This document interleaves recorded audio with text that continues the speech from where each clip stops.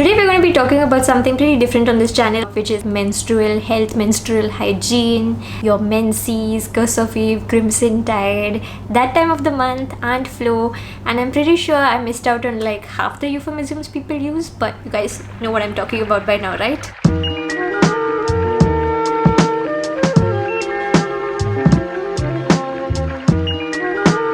I have been making videos on YouTube for quite a few years now. One of my favorite things to do is to review different kinds of products, especially beauty products. Just share my experiences with you guys because I like trying new things, and then I make videos here in the hopes that it'll just help some of you guys like make smarter buying decisions or try new things. I wanted to expand the scope of things that I talk about on this channel, and I realized one way that I could do that was to talk about periods, because the largest portion of my audience are women, and almost all of us are going through these periods on pretty much a monthly basis. Periods are something that is still a little bit of a taboo in India. There are still entire subsections of societies here that believe that when you're on your period, it makes you unclean, which is absolutely not the case, by the way. It's a normal biological function that a woman goes through that shows that her reproductive system is working as intended. That being said, even though it's completely natural, periods can be annoying. I got my periods when I was very young, and I'm very grateful that I had a progressive mom who was a medical health professional who had prepared me for what would come before it did. So I wasn't scared when I got it, but at the same time it became another thing for me to look out for once my initial excitement faded away at how grown up and mature I was. It was just another thing that I had to take care of while going through school, while going through college. I had to worry about cramps, and I had to worry about leaking and spotting and staining and all of that stuff. So in today's video, what I want to do is share my experience with 3 different forms of like period collection, the 3 different ones that I have used most prominently throughout my life, which are pads, tampons, and menstrual cups, because I've used each of them for a fair amount of time, enough to get a good sense of how they feel, what are their upsides, what are their downsides, and all of that. So I thought we could just have this frank chat over here. I am not a medical health professional, I'm not a gynecologist or anything like that. I'm just a woman who has been having periods for more than 16 years of her life now, and I just wanted to share my lived experiences with you guys in hopes that it might help you out in some way, just by broadening your like knowledge of these things or whatever. And if you guys are comfortable, I would love it if we would take the discussion forward in the comments. The first method I'm going to talk about is the one that's the most common in India, which is pads. And since I started menstruating also, pad was the first method I've used, and I used it exclusively for so many years. You can get pads of all different lengths, qualities, brands in India depending on how much you're willing to pay. I'm going to leave exact links to the products that I'm showing you guys in this video in the description below, in case you want to see the exact product. This type of pad is something that costs a bit more money. It's an expensive one, and you get it in this folded up shape which you can keep in your bag. But when you open it up, you can see that this pad is really long, and this is because it's like an overnight pad. I'm someone who suffers from both very heavy bleeding as well as very intense period pains. Heavy bleeding means that I need my period care products to work harder. On the first days of my period where my bleeding is the heaviest, I'll always go for overnight pads because they're longer and they soak up the most. So this particular pad, this is how it looks on underwear. This is how you would wear it. So long, there's a little bit sticking out at the back. Maybe I should have chosen a slightly larger underwear. But this has 2 sets of wings. One set of wings over here that's catching the middle, and another set of wings at the back. So basically what they're trying to do is cover a lot of the surface area of your underwear so that there's less chances of your period leaking or spotting from the side, because you wear this outside your vagina, like in your underwear, and it's an external method of blood collection. The next 2 methods I'm going to talk about internal methods of blood collection. Pads can be pretty comfortable. If you do get cheaper ones, they might not have wings and they might be slightly thicker and they might absorb less blood, so you'll have to change often. But if you get better ones, you'll have to change less often and they'll be pretty thin, but they'll still absorb quite a lot of blood. What works for you depends on your very own comfort levels as well as your budget, of course. Pads are disposable, which means you can use this once and then you need to wrap it in something and throw it out. So it's not really a sustainable method. A large portion of us women are using disposable methods like this. I think your first outlook should be your health and your convenience, and those two things should not be sacrificed. But after so many years of using all these disposable methods, I realized that I myself was generating so much extra waste every month. Multiply that by the amount of women living who are using these methods, and on the whole, you are generating a lot of extra waste that's going to be burnt or put in a landfill somewhere. For the longest amount of time, well over a decade, I only used pads. I didn't really try the other methods, but I started developing a sensitivity to pads. I tried switching brands and it really didn't make much of a difference. Any pad would just irritate the delicate skin there. So many years I didn't have that problem, but suddenly a year and a half ago, like, it started developing and it made things really extra uncomfortable, because periods on the whole are not your most comfortable time. Add like rashes and irritation to it, and I realized that I would have to heavily cut down on the amount that I use pads. So I still have pads, I still use them, but I don't solely rely on them anymore. Methods number 2 and 3 that we're going to talk about are a tampon and menstrual cup. So these are both methods that you would actually need to put inside your vagina for it to work, which was definitely very intimidating for me at first, and I know that I'm not alone in this. It can be just so scary, and for both of these methods it was something that I needed to build up to, and there were a few failures also that I had where they didn't work properly, but ultimately I'm at a place where I'm very comfortable with both of them. So let's talk about tampons first. Tampons and menstrual cups are not so heavily talked about in India, because since you need to put them up your vagina, they might affect your hymen. A hymen is a piece of skin, but people sometimes like to use it to judge whether a woman is a virgin or not. Virginity is purely a social construct, and it shouldn't be something that anyone cares about. There's this really good Adam Ruins Everything video on hymens and virginity. If you guys haven't seen it, I would highly recommend that you watch it, because it really debunks a lot of the virginity myths, and it's so important to know these things about your body. It's also worth knowing that your hymen can tear doing any normal activities. If you cycle, if you swim or exercise, your hymen can tear even if you've not actually had sexual activity. I thought I'll put this information out there. The choice is obviously yours. The most commonly available tampon brand in India is called OB, and that's one that you'll find everywhere. You might not find other brands easily. I have to buy my favorite brand online. I'll leave links below. But basically, you get tampons with or without applicators. Now, the applicator is something that's really good for beginners. The first time I bought OB tampons and I tried them, I was just not able to get it inside. And the reason is that I was very tense. These are not too big. It's very easy to get them in, but most of us are just super nervous about it. And when we get nervous, our entire body sort of tenses and clenches up, and it makes things 10 times harder. So it's mostly just a mental block. And if you just calm down and try, it's usually not that hard. But it's worth knowing that my first time with tampon was a huge failure. Then I went and I purchased this tampon online. This came with an applicator. It just helps you insert the tampon in more efficiently. This is the whole tampon with the applicator.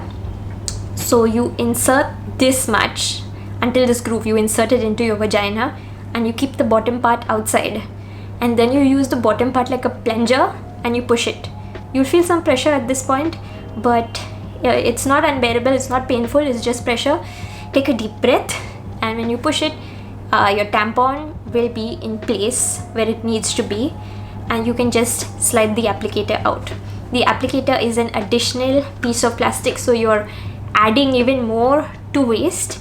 But I know that Without an applicator, I don't think I would have gotten comfortable with tampons right away. So applicators like training wheels when you're cycling, and it helped me get comfortable with using tampon. The tampons were great because sometimes I felt like when I was wearing pads, like after 1 or 2 hours in, you feel like the blood kind of smells a little, and the reason for that is because the blood is being collected outside your body. It's interacting with the oxygen in the air, and that's what causes the smell. But since the tampon is collecting the blood inside, there's no smell. Even when you go to the bathroom, it's really easy to use. When you need to pee, the tampon is just in. You just hold the thread out of place. This thread will stick outside your vagina. Hold it to the side and you can pee. The great thing about this is it makes it much more comfortable to be active and do a lot of sports. You can swim with tampons. You can't really do that with pads. And it actually just opens up a lot of new possibilities.